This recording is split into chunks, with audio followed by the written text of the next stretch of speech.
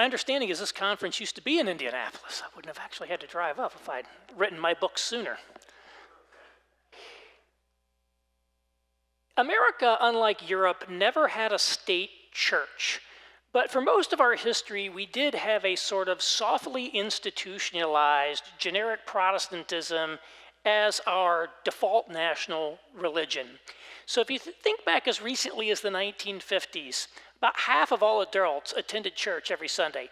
That was actually the high watermark of church attendance in America. We had prayer and Bible reading in our public schools. We were adding "In God We Trust" to our money and "Under God" to the Pledge of Allegiance. And there's a famous picture you might have seen. People share it on social media from time to time. I should have put it in a presentation so they could project it. But it's the skyline of New York City with the windows and the skyscrapers lit up with gigantic crosses for Easter. And that was taken in 1956. But starting in the 1960s, this Christian consensus began to unravel in America, and Christianity went into a period of decline that continues to the present day. So decline in terms of church attendance, decline in terms of personal adherence, and decline in terms of the Christian moral system beginning to get called into question. And I divide that period of decline from started in 1964 all the way to the present into three eras or worlds that I call the positive world, the neutral world, and the negative world. So the positive world lasts from 1964 to 1994. And I want to be clear, things are not going well for Christianity in this time. It's a period of decline. Nevertheless, culture basically views Christianity positively. To be known as a good church-going man makes you seem like an upstanding member of society. Christian moral norms are still the basic moral norms of society, and to violate them gets you into trouble. In 1994, we hit a tipping point and enter what I call the neutral world. In the neutral world, Christianity is not seen positively anymore, but it's not really seen negatively yet either. It's just one more lifestyle choice among many in a sort of pluralistic public square. And Christian morality, the Christian moral system, has a sort of residual effect. Then in 2014, we hit a second tipping point where we enter what I call the negative world, where for the first time in the 400-year history of America, official elite culture now views Christianity negatively, or certainly at least skeptically. And I think we all know that throughout American history, going back to the founding, many of our leaders were not especially devout themselves. Maybe they held private reservations about Christianity, but it was publicly held in honor. Now it's publicly held in dishonor in many ways, or certainly, again, skeptically. To be known as a Bible-believing Christian does not help you get a job in high finance or in Silicon Valley. Quite the opposite, in fact. Christian moral norms are now expressly repudiated, and in fact, Christianity is in many ways viewed as the leading threat to the new public moral order. You've probably read a lot of articles about Christian nationalism, for example. That's part of the way that Christianity is now viewed as a threat. And this entry into the negative world has been a very, very dislocating experience for evangelicals, as I'll talk about in a bit. I like to illustrate the difference between these three worlds using three different presidential sex scandals. In the positive world, if you go back to 1987, Colorado Senator Gary Hart was the leading contender to be the Democratic nominee for president when the media reported that he'd had a young woman stay all night in his Washington townhome. This report that he had had an affair caused him to have to drop out of the presidential race. As recently as 1987, a politician having an affair could be a career ender. That's certainly not the case today. In the neutral world, fast forward to 1998, the Clinton-Lewinsky scandal. Now, Bill Clinton was badly damaged by this. Let's be clear. It's probably why George W. Bush won the election in 2000. Nevertheless, the Democrats and even the feminists rallied around him, saying that his personal behavior, however deplorable, did not affect his ability to professionally perform in his job, and he survived the scandal very wounded. In the negative world, Fast forward to October 2016. NBC News has been sitting on a tape from the set of Access Hollywood in which Donald Trump was recorded saying various crude things about women. Now, they'd been sitting on this tape for months, and they were just waiting to drop it as an October surprise to derail his candidacy. And if you look back in retrospect, that was basically a 48-hour blip of a scandal, and he went on to win election just a couple weeks later. And, you know, I think the election of Donald Trump is a really interesting illustration of the negative world. You know, when we think about something like the negative world, I think our natural inclination is to think about, well, how does this affect us? How does this affect the church? How does it affect how the world sees us, how we have to navigate the world? But in fact, the impact is pervasive throughout society. And you know, in a positive or even a neutral world, someone like Donald Trump would have been completely non-viable as a candidate for president. He would have simply been viewed as someone who lacked the requisite character to govern. And he talked about running for president for 30 years, and he never really did it except for a sort of fake Reform Party campaign. But I think he sensed something in 2015 that the world had changed, and now someone like him could actually get elected. And there's a lot more ways that the negative world affects our society, and I'll highlight some of them again tomorrow. So why did I pick these dates? Again, there's nothing per se magical about the dates. I don't want you to get wedded to dates. If there's different dates that work for you, then I would say go with those. You know, I mean, I think unlike a scientific law or a point of theology, this framework is really intended to be a tool. It's intended to be useful. So I don't pretend that this is the one true way or the only way to think about the world. There's probably lots of different lenses we could put on it. But I did pick 1964, really dating it essentially to the Kennedy assassination, not because anything about that assassination, but that seems to be when the 60s started happening, when things started going crazy in society. 1994, I actually had a little bit of a debate myself. Could have picked 1989, which was the fall of the Berlin Wall. I think the collapse of communism was an important event. I'll talk about that in a minute. But I picked 1994 for a few reasons.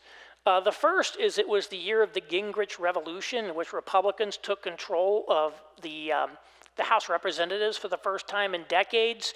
And it was, I argue, the high watermark of the religious right influence in America. It was also the year that Rudy Giuliani was elected mayor of New York, and cities really came back. And this led to this stream of highly educated people into cities that created this sort of secular, urban, progressive, educated, affluent demographic that has so heavily shaped America. And then it was also, you know, related to the Gingrich Revolution, really when the baby boomers sort of were taking over society. There was sort of a generational transition in leadership. And it's really not the baby boomers. I think that's a bit of a misnomer.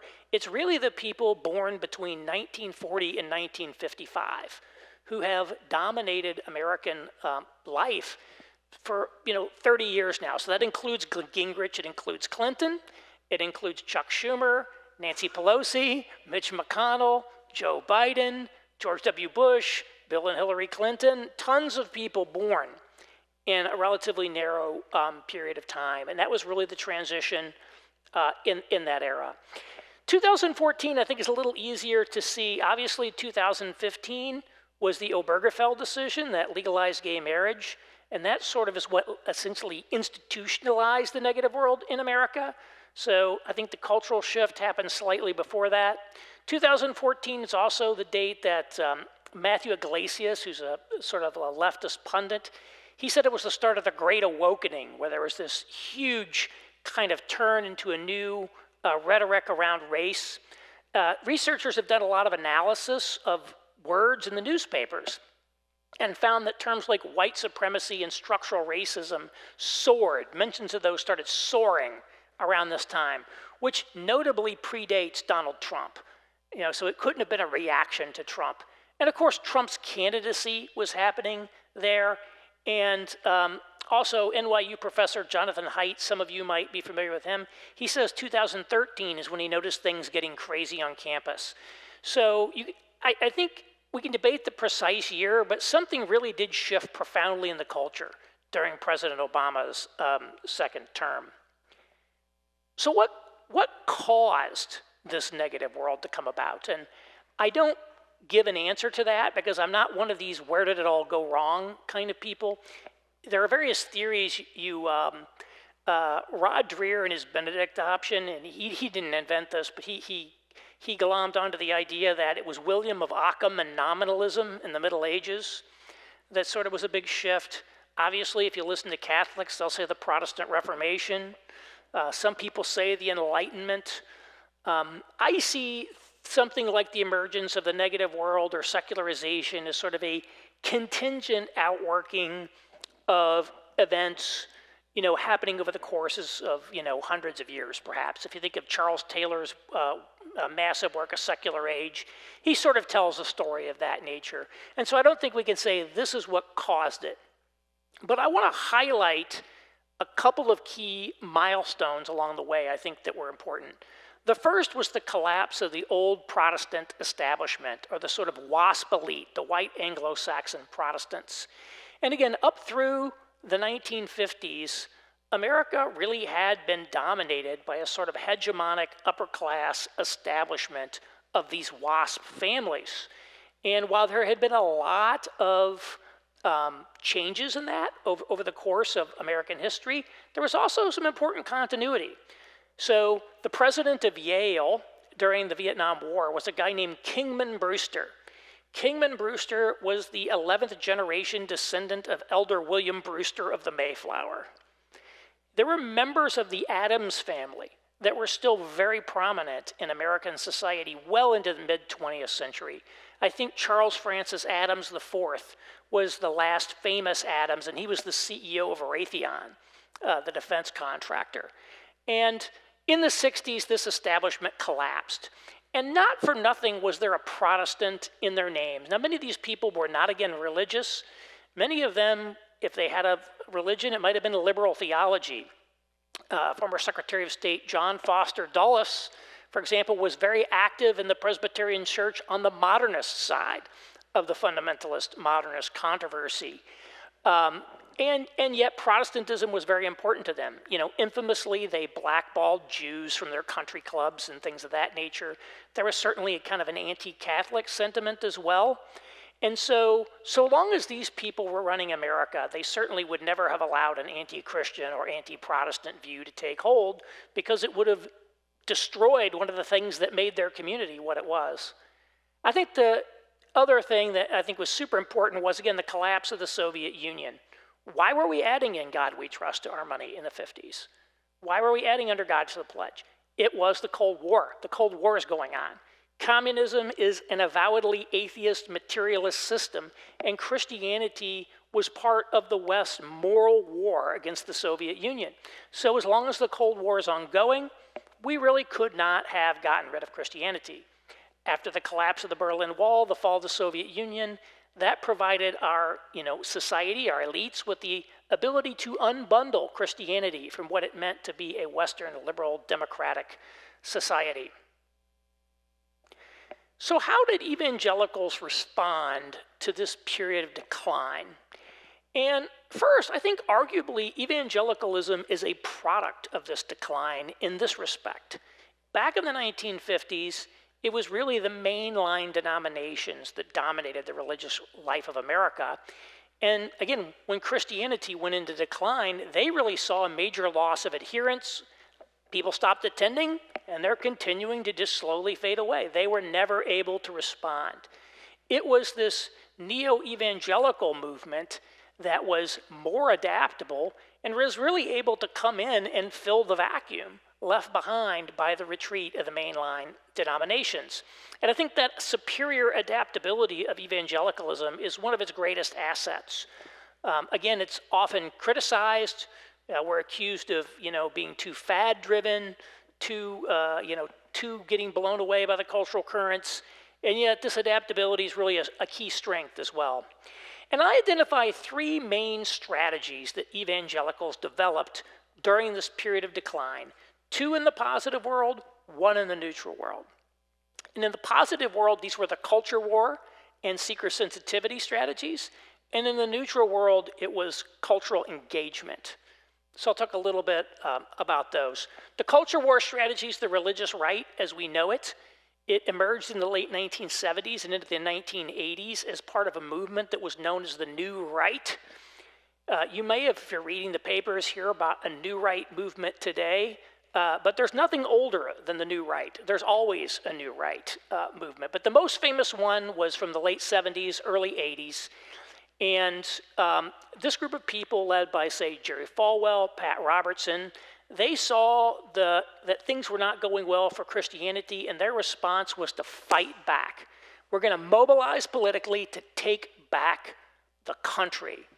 And I think the very name of the leading organization of the culture war movement, Moral Majority, speaks to the positive world. It was a time when it was plausible to claim that Christians spoke for a majority of the country. Now, it might not have been true even then, but like Nixon's silent majority, it was at least a plausible claim. Nobody would say that today. And so as part of this, evangelicals who had originally been Democrats realigned politically into the Republican Party during the 1980s and became essentially the largest and most loyal voting bloc of the Republican Party. And again, the culture war style continues to this day.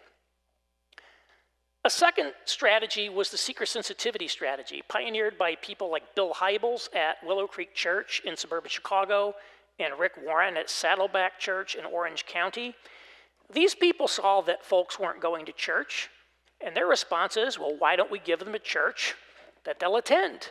And so the origin story of Willow Creek is that Bill Hybels went door to door in suburban Chicago asking people, why did they not go to church? And as he said, he got an earful from them. And ultimately, these people designed churches that people would attend. And this essentially became the non-denominational suburban megachurch that we all know and is still, in many ways, the mainstream of evangelicalism today. And so, again, they ditched denominational distinctives. They didn't want to have any old confessions or hymns or choir robes or organs. It was going to be informal, contemporary music, topical therapeutic type sermons, etc. And again, very much alive and with us today, and in many ways, the evangelical mainstream. In the neutral world, a third strategy emerged called cultural engagement, pioneered by people like Tim Keller at Redeemer Presbyterian Church in New York. And I think there are a couple different ways we can think about cultural engagement. One is as a seeker sensitivity for the cities. Just as Hybels and Warren had reached this emerging baby boomer suburbia, people like Keller were able to successfully reach this emerging new urban demographic that was streaming into the cities in the wake of Giuliani. A second way to think about them is as the opposite of the culture warriors. Rather than fighting with people all the time, they're like, why don't we have a conversation with people? Why don't we take advantage of this pluralistic public square, sit down and have a conversation, and maybe we can articulate Christianity in a compelling way to them. And again, it was very successful. They also tended to be relatively positive towards the culture. They liked cities, they liked the arts, they liked the life of the mind, etc. And again, this is very much still with us today in the form of the urban and church. Now, these three groups of people, they're not just different strategies. I present them as if they're different strategies, but they're much more than different strategies. These are three very different groups of people. In terms of their leaders, you could think of them as the culture war representing rural Christianity, seeker sensitives representing suburban Christianity, and cultural engagers representing urban Christianity. There's also different sensibilities. The culture war people had a fundamentalist sensibility. Jerry Falwell came from a fundamentalist background. The seeker sensitives and the cultural engagers had a more neo-evangelical sensibility. There's also class differences. The culture war people tended to be non-college educated, more blue collar. Again, the seeker sensitives, more solidly middle class. and the cultural engagers, often highly educated, upper middle class in the cities. These weren't just strategies, these were different groups of people. And I grew up in rural southern Indiana in a rural Assemblies of God church, which was very much in the culture war mode. And then as an adult, I've spent most of my life in New York City and Chicago and have basically been a Presbyterian in kind of the culture engager milieu. So I think I have a little bit of a firsthand sensibilities on those. I'm probably less familiar personally with the suburban megachurch. Now, of course, there are other types of evangelicals besides these three. I would guess that this church does not fit into any of those categories. The sort of confessionalist Presbyterian and Reformed would be one. You could also think about the new monastics or various neo-Anabaptist movements. There are various other things that don't fit here, but not every church can be fit into one of these three categories, but I do think they really hit three ways of church that would resonate with all of us. Well, if those were the strategies for the positive and the neutral world, what about the strategies for the negative world? What should we do in the negative world? And I think it's interesting, evangelicals have not developed a strategy for the negative world as of yet. The one strategy that's been proposed was Rod Dreher's Benedict option from his book of the same name, published in 2017. And interestingly, evangelicals seem to have rejected the Benedict option. For example, Christianity Today magazine commissioned 4 people to give their perspectives on the book, and all 4 of them had significant critiques of the book. Now, Rod is Eastern Orthodox and formerly Catholic. He'd be the first person to tell you he doesn't know anything about evangelicals. And so I think he underestimated the reactions people would have to monastic imagery. The monastery is not what you use when you want to reach an evangelical audience. Even so, I think that the rejection of the Benedict option was, in a sense, disproportionate to those sensibilities. I think people then were in denial. And they're sort of not really in denial anymore. I think people are less in denial, but we still haven't really developed a strategy. If we don't like the Benedict option, then what? But what are we seeing in the evangelical world today? Well, one, we're seeing deconstruction.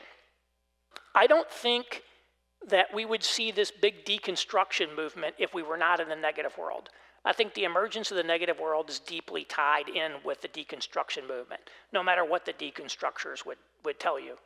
Secondly, we're seeing realignment. People are moving around, changing churches, changing denominations, changing tribes. I think a great example here is David French. Now, here's a guy who 10 years ago you would have said was a hardcore culture warrior. And today he's a New York Times columnist who spends a lot of time criticizing culture warriors. And there's nothing unique about him. A lot of people have sort of changed teams. And we've also seen, I think, the people who follow these existing strategies sort of double down and start to deform under the pressures of the negative world. And so one thing I noted in the article and in my book is that the cultural engagers have the most at risk from the shift to the negative world. When your whole strategy is predicated on being able to have conversations with people and engage with the culture, if you lose the ability to engage with the culture, then, that's an existential threat to your model. The people who in those churches, they also tend to be in, urban centers or in elite professions, the places where the pressures of the negative world are the highest and the kind of places where you can easily get canceled, right? I mean, if you live, in southern Indiana and work in a muffler shop, you don't have to worry about getting canceled for your opinions. But if you live in New York City and work in a bank, you very much do. And so I think a lot of people don't necessarily appreciate how exposed many of these people are to pressures that they themselves don't have. And so what we've seen this group do is kind of, I think, move away from engagement towards more synchronization with the culture. And in my observation, this is mostly rhetorical, not theological. I don't think a lot of them have changed their stated theology, but they are sort of changing their rhetoric. And so they tend to really be loud and proud about things where they're sort of in agreement with the world. So I think a lot of the sort of the quote unquote woke church movement is like this, talking a lot about race in language very similar to the world, or they'll talk about, refugees or whatever. They tend to, again, very much de-emphasize areas where they're in conflict with the culture. And then they tend to be extremely critical of conservative Trump voting evangelicals. A perfect example of what I'm talking about is the Atlantic reporter Tim Alberta in his new book, The Kingdom, the Power, and the Glory. New York Times bestseller, big book. He actually moved back to Michigan, but I think he may have been living in DC.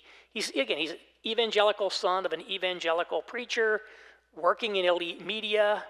And if you read his book, it's deeply hostile towards Trump voting evangelicals.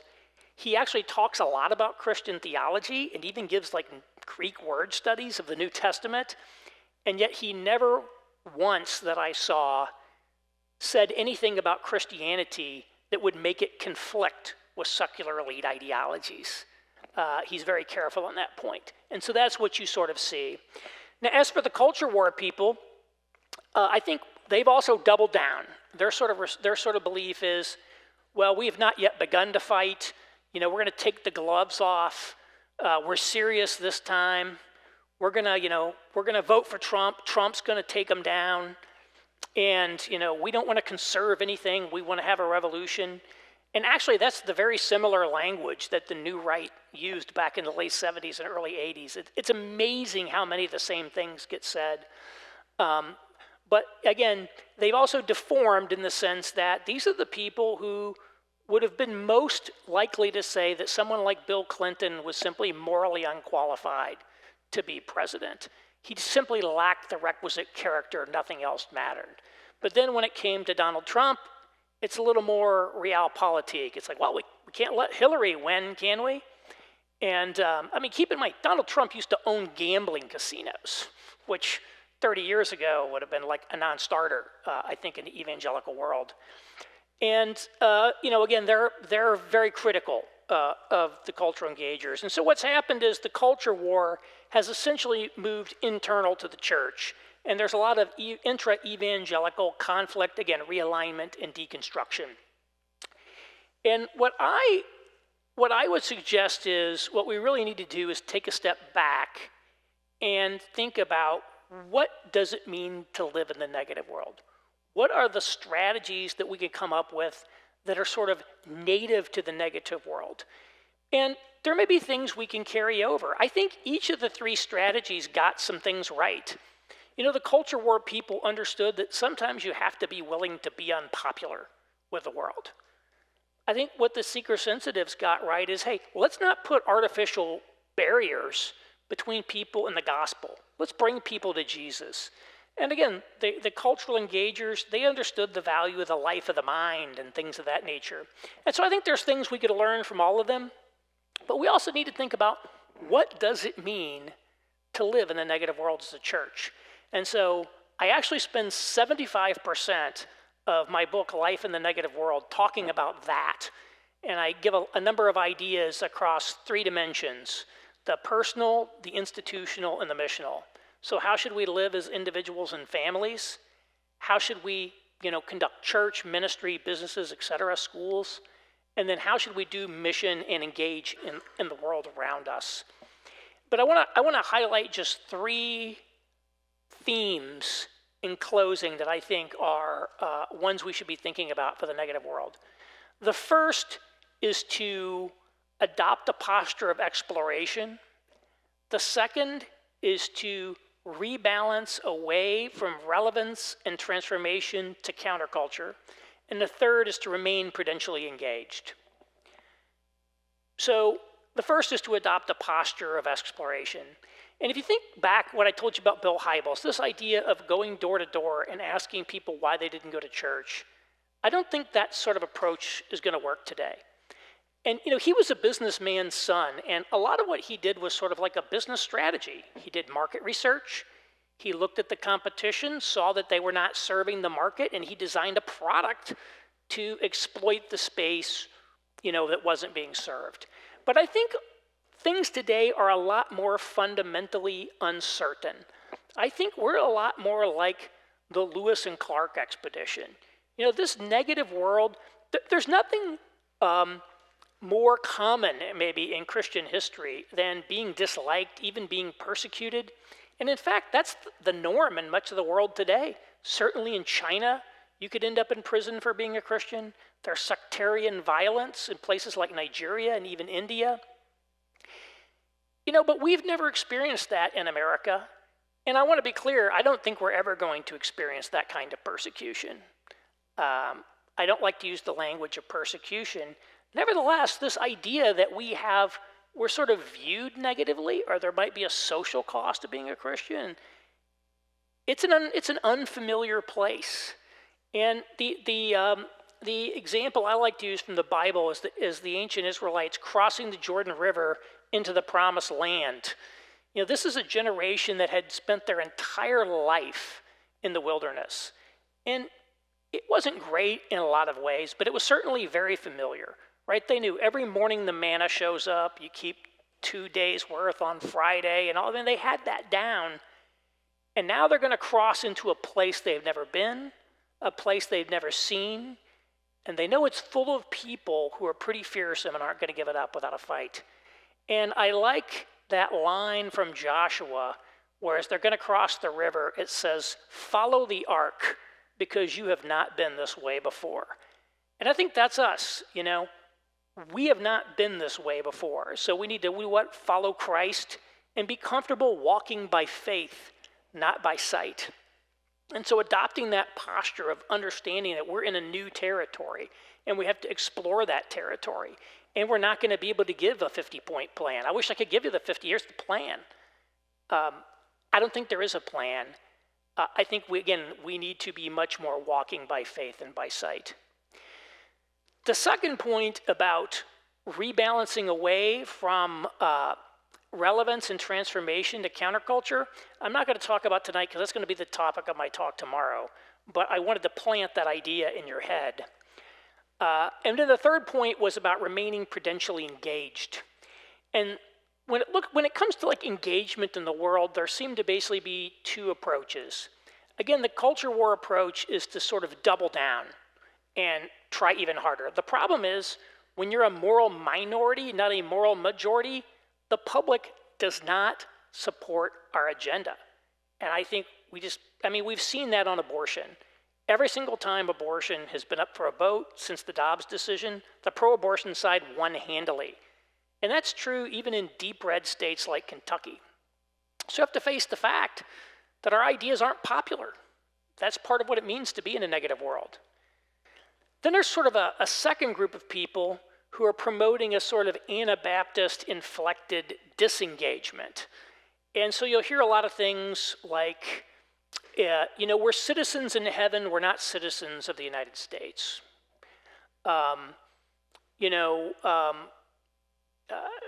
We're exiles here. This is not our home. We lose down here. That's one you hear a few times. Jesus didn't come to exercise power. Jesus came to give up power.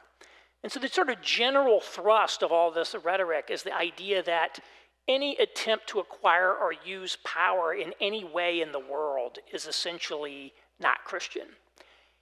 And I can't help but notice, though, that people who promote this tend to be very aggressive on social justice issues and other things. They're very selective about what you're not supposed to try to do. And the other thing is, realistically, Christians are going to find themselves in positions of power. The governor of Tennessee, Bill Lee, he's an evangelical. You might be the president of a company. You might be on your city council. Thinking about how to engage in the world and prudently make use of the power that you have is important. And so that's why I say stay prudentially engaged. The idea here is that we need to stay engaged in the world around us, but we also need to be wise and understand, again, our ideas aren't popular, so what do? And again, I don't think there's an obvious answer in every case, so I think we ought to be open to understanding that people are going to come to good faith disagreements about it, but I don't think we can sort of run away and hide And at the same time, I don't think politics is good. We're not going to vote our way out of the negative world in any way. And so those are a few ideas. Again, my book has a lot more, but I think the key is whatever we do, we should take stock of what it means to live in a negative world and think about how we structure our lives, our churches, our ministries in light of that, not simply attempt to keep doubling down on the past and fighting with each other all the time. And so, again, I'll share some more ideas about that in the morning, and I wish you all the best in faithfully navigating this world. Thank you very much.